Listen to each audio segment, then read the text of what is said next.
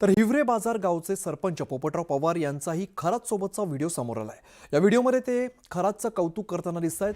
Captain Kharat याची oceanology याला शास्त्रीय आधार असल्याचं वक्तव्य पोपटराव पवार यांनी केलेलं होतं। सिंगापूर आणि जपानसारख्या देशांमध्ये चोरांना पकडण्यासाठी पोलिसांकडून ओशनोलॉजीचा वापर केला जात असल्याचं धक्कादायक वक्तव्य त्यांनी केलेलं होतं।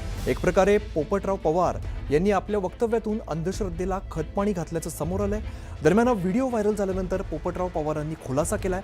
2012 साली हिवरे बाजार या ठिकाणी मंदिराच्या जीर्णोद्धाराचं काम हाती घेतलं होतं आणि त्याच कामगारांनी अशोक खरातच्या ईशान्येश्वराच्या मंदिराचं काम केलं, त्यामुळे खराचा संपर्क आला होता। बोंदोगिरीशी आमचा कुठलाही संबंध नाही असं स्पष्टीकरण त्यांनी दिलंय। ते एक मंदिर आम्ही अनेक वर्ष आत होतो। फाउंडेशन व्हायचं, अर्ध्यावर जायचं, बंद पडायचं, समस्या कळत नव्हती। आणि सरांनी नंतर एक सिद्ध पूजा केली, ते कोडं उलगडलं आणि मग आणखी आम्हाला कळालं की असंही असू शकतं का। आणि त्यानंतर मात्र ते मंदिर आज एवढं सुंदर झालं। ओढ्याला पाणी नाही, पण तिथं एक नाभी आहे देवीची, त्या नाभीतून सतत पाणी वाहतं। आणि मध्यंतरी ती संकल्पना बंद पडली होती।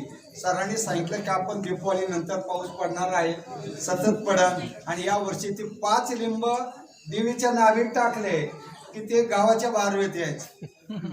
आणि मध्ये काही कालखंडात ते सगळं बंद पडलं होतं मागच्या 50-60 वर्षात, आणि ते आता पुन्हा नव्याने सुरू होत आहे। म्हणजे याला काय जादू म्हणायची, याला तंत्रज्ञान म्हणायचं।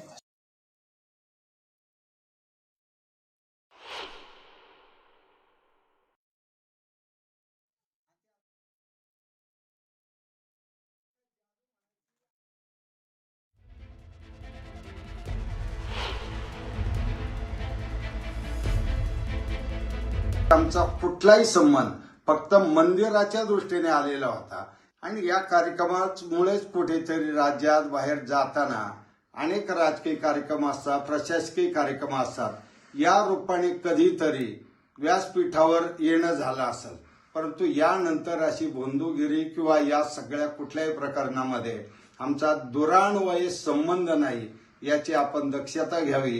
कारण हिवरे बाजारने 35 वर्षाच्या श्रमातून हे काम उभं केलेलं आहे आणि ती आज जगाची गरज पर्यावरण पाणी आहे।